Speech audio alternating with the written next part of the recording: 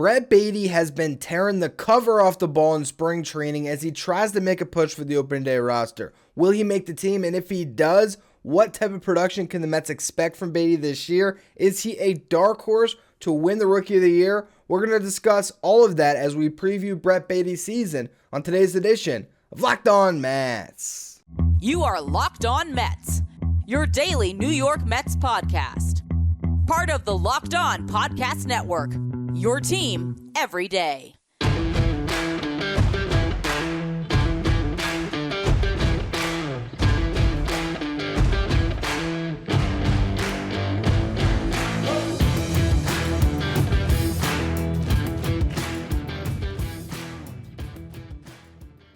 Hello to all you amazing Mets fans. You're watching Locked On Mets, part of the Locked On Podcast Network, your team every day.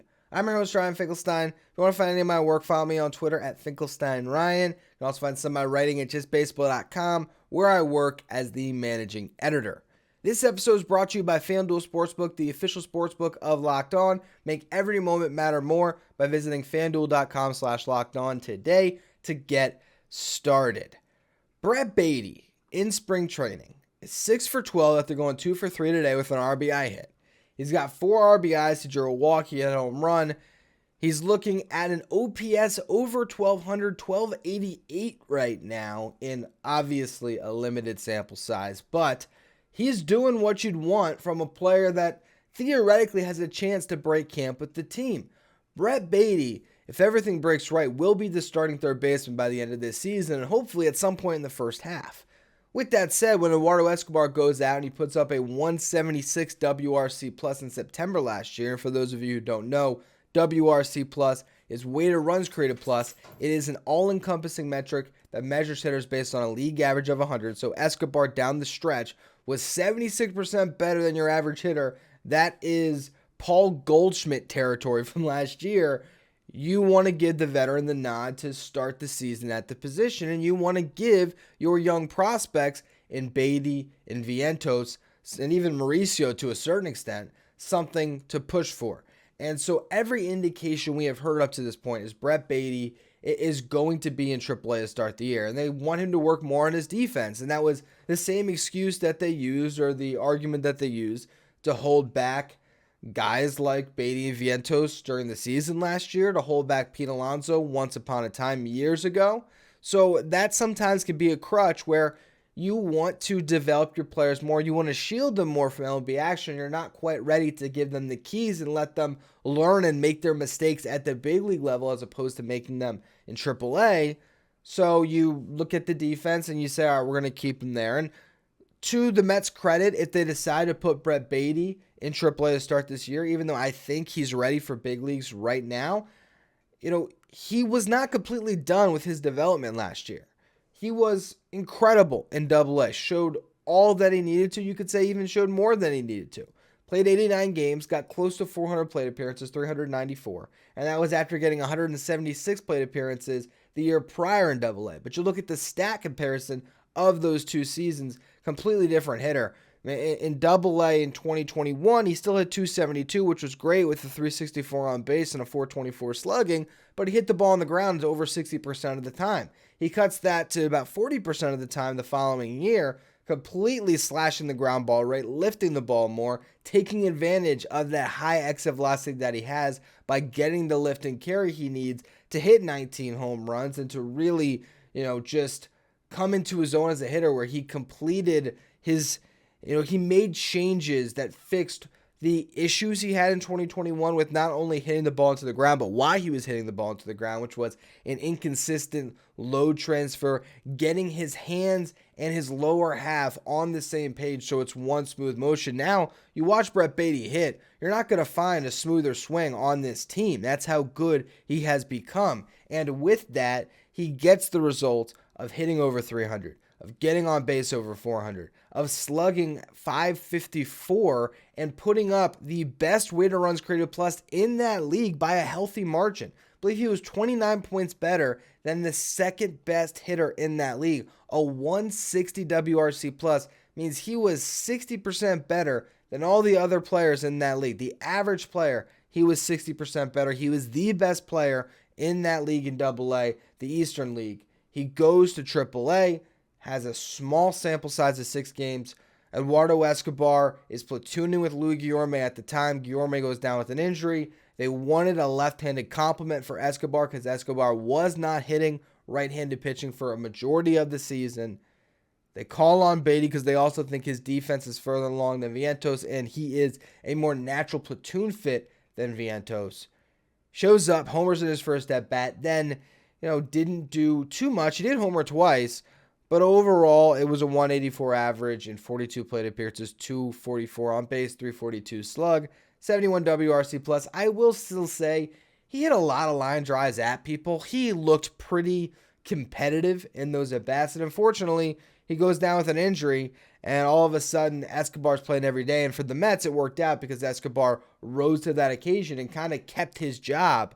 But Baty was pushing for it. And so now you come into this season, and at some point, I expect that platoon to reform. I expect Brett Baty and Eduardo Escobar to be sharing time over at third base because you look at the splits at what Brett Baty did last year, and he was much better against right-handed pitching. So you can shield him against lefties a little bit, right?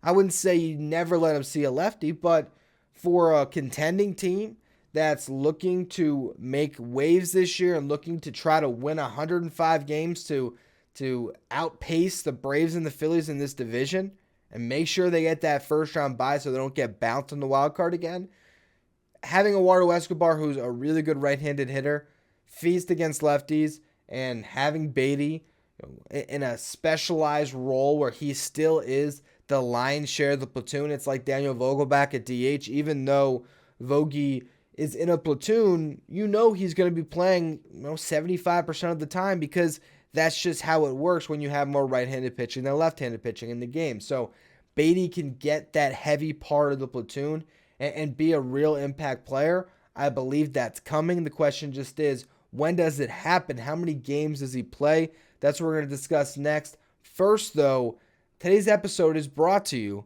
by Built Bar. If you're trying to lose a little bit of weight, maybe you just want to be healthier in general, you need to try some Built Bars because it's going to soothe all of your cravings. You don't have to be worrying about missing candy or cookies or any of those sweets because Built Bars are covered in 100% real chocolate. These are protein bars that taste like candy bars with incredible flavors like the churro, the peanut butter brownie, the coconut almond, only 130 calories, only 4 grams of sugar, and a whopping 17 grams of protein. And now, you don't have to wait around for a box because in the past, I tell you to go to Built.com, and I still encourage it. Personally, that's where I get my Built Bars because I like to mix box. I like to try different flavors. But if you're looking to just get that quick fix, if you're listening right now, you're like, man, I really want to try this Built Bar thing, go to Walmart, go to Sam's Club. You can find them there at the pharmacy section of Walmart. You can grab your 4-bar box of the cookies and cream, the double chocolate, or the coconut puffs. And Sam's Club, a 13-bar box of their hit flavors, the brownie batter or the churro. You can thank me later. Go to your local store and buy Built Bars today. Now let's look at the projection models for Brett Baty this season, and I will tell you something. A little bit surprised here. You have a lot of these projection models at FanGraphs. If you go to any player's FanGraphs page, if you want to log on with me, you go to FanGraphs, you have the normal stats, then you have the green blurb of projections. So you'll see Zips DC, that's Zips depth chart. And a lot of these different projection models, the BAT X, the BAT ATC, all of them, they are going to factor in depth charts into making their projections. They're trying to project how frequently some of these guys who don't have defined roles will play this year.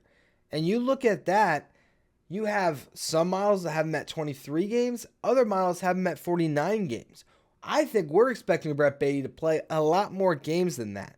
So then you go to the normal Zips model, which is not factoring in depth charts and is just projecting what the player's value will be over a full season. So if you have a guy like Brett Baty who's starting at third base against right-handed pitching for a majority of the year, he might play, 111 games. That's what they're projecting. And I really want to focus in on their model because it's the biggest sample size that we're getting. And this gives you an idea of what Brett Baty could mean to the Mets this season. They have 111 games, 484 plate appearances, 19 home runs, 68 runs scored, 69 RBIs, that's nice. 1 stolen base, 8.5% walk rate, 26.9% strikeout rate, isolated power 170, that's solid. A 253 hitter, 331 on base, 424 slug. That brings you to a 121 WRC plus, 21% better than your league average hitter as a rookie, with a 3.2 F-WAR, that's wins above replacement. So I think Escobar last year was 2.4. You're getting closer to an additional win if you bring Beatty into the fold. And I think that he has the chance to outperform that. Now, with that said, if you told me I could sign up right now on a dotted line, I can take my pen here, write down on paper, and I could sign a contract that says I will get 111 games from Brett Beatty at third base, where he's going to hit 253 with a 331 on base. He's going to hit 19 home runs for me, and he's going to be a 3-win player. I would sign on that dotted line in a heartbeat. But I think Brett Beatty as a prospect has a little more in the tank. The 19 home runs I don't really have an issue with. I think this is a guy that might walk over 10% of the time instead of 8% of the time, and all of a sudden, that OBP starts to climb. Would I be shocked if Brett Beatty walked 12% of the time and struck out 23% of the time? Not entirely, because that's what he did at various stages of his minor league career. If you look at AAA, those were basically the numbers, 11.5, 23.1. He struck out 24.9% of the time in double and walked 11.7. And you look at double the year before, it was 12.5% walk rate, and high A, it was 11.5. This is a guy that has walked in over 10% of his at-bats in every single stop until he got to the big leagues last year, and it was a very small sample. I think he's going to walk a little bit more. I think he can hit for a little bit of a higher average. I don't know if the home run power is going to come immediately, where he's going to hit 20 bombs this season, but I think getting to that 19 number is certainly doable, and if he's hitting 19 home runs, but instead of batting 250, he's batting 270, and he's walking a little bit more too, well, all of a sudden, you just naturally bump the slug for the fact that he's getting hits more to something closer to the 445, 450 range. The OBP could jump up to 350. If he's a 450 slug, 350 on base, do the math on that. That's an 800 OPS guy. Getting that at third base would be unbelievable for the Mets, not to mention he's already getting some positive reviews for his defense, and he really worked hard on that this offseason. So, Brett Beatty at this point is the clear-cut answer at third base. We have been discussing Ron Mauricio a lot on this show, and I have been really doing some trafficking there when it comes to the hope on what he can bring to this franchise as a guy that has some clear star power. Brett Beatty does not flash as much star power in persona, but in output and production, I am more confident on Brett Beatty than any prospect in this system. That's why I also think there's an outside chance this guy can win a Rookie of the Year this year. Does he have that in the tank? Is he a dark horse to win that award? I like him more than Francisco Alvarez, and I think more money will probably come in on Alvarez based on his own star power than will come in on Beatty, and I just think that you might be throwing some money down the drain based on playing time. I think Brett Beatty has a much clearer path to a role, and I want to explain why he might actually be worth placing a little wager on in just a minute. First, though, today's episode is brought to you by, naturally, FanDuel, the #1 sportsbook in America. It's the midway point in the NBA season. Actually, that just passed with the All-Star break. We are down to the stretch run before the playoffs, which makes it the perfect time to download FanDuel, because there you can get your no-sweat first bet of up to $1,000. That's bonus bets back if your first bet doesn't win. Just download the FanDuel Sportsbook app. It's safe, it's secure, it's super easy to use. Then you can bet on everything from the money line to the spread to how many points someone's going to score, how many rebounds they're going to grab, three-pointers they're going to drain. Plus, FanDuel even lets you combine your bets for a chance at a bigger payout with a same-game parlay. And as we're discussing baseball season, MLB futures are here. Brett Beatty, plus 1,300 for Rookie of the Year. I have been discussing a lot about Kodai Senga at plus 750. I'll tell you, I checked today, odds dropped a little bit, plus 850. I'm still all over Senga because when it comes to betting on an award, especially Rookie of the Year, you want playing time. And Senga's going to get that, and I think there's a good chance Beatty does as well. But don't miss your chance at some playing time on FanDuel. Get your no sweat first bet up to $1,000 in bonus bets when you go to FanDuel.com/lockedon. That's FanDuel.com/lockedon to learn more. Make every moment matter more with FanDuel, an official sports betting partner of the NBA. Is Brett Baty a dark horse to win the Rookie of the Year? I think there's a distinct possibility that he does. I don't know for sure if I'm putting a big wager on that. I might sprinkle a little something. But when I look at the rookies the Mets have this year, whether or not he would win the award, I could see him being the most impactful rookie on this Mets team. And that does include Kodai Senga. And that's a world where Senga is good, but maybe not great. And he's, pitching to a high 3s ERA. He's effective, but he's not elite. Meanwhile, Brett Baty hits the ground running to the point where you think, oh my God, we have a legitimate star on our hands. I think there is a world where Brett Baty can fulfill his star potential right now. I really believe in the bat here. And if he can just be an average defender, and I even think there's a chance that he can be maybe a tick above average. Maybe at the end of the season, you look at his defensive runs saved and his outs above average and his ultimate zone rating, and it's like ones across the board. I could see that. Or even if it's negative ones across the board, I'm not mad. What you don't want to see is -7 or -9, and he is just pulling you down defensively the way we've seen some young third basemen in this division start their careers. Alec Bohm, Austin Riley wasn't great defensively at the start. Over time, I think as you get your feet wet in the big leagues, it's a lot easier to get acclimated to that position. It's tough, man. Guys hit the ball a lot harder to third base in the big leagues than they do in Double-A. And so it comes at you quick, and that's going to be a big, learning, period for Beatty at the start of the season. But I think he's only going to learn that at the show, and I think he can hold his own offensively, so you might as well go to it. Because guess what? Eduardo Escobar, not a good defender at third base. I actually think that if you put them in a vacuum, I would not be surprised if Beatty's a slightly better defender than Escobar. It's not a high bar you're jumping to. I know at times Escobar will make the flashy play. He's got a strong arm and he uses it well. But there's also a lot of plays he doesn't get to. There's a lot of mistakes that he makes. And, it's you look at the metrics and they paint a pretty clear picture that this guy is a below average third baseman. I think Eduardo Escobar will really benefit from DHing a couple times a week and only having to play third base against a tough lefty where you're giving Beatty a blow. I think that is a better role for Escobar. And if you get to that point where Beatty's on the team, I think you play him. Whereas Mark Vientos, if he makes the team coming out of opening day, I can see a small role for him just facing off against lefties. But the fact that Brett Baty is left-handed, if he's on the roster, I think he's going to play. And with that, if he's going out and he hits his top outcome, this is a guy who, at his absolute best, could hit 300 at the big league level. We saw Michael Harris last year with the Braves. I just did a whole podcast for my Who's Better Baseball show where we were discussing which center fielder would you start your franchise with.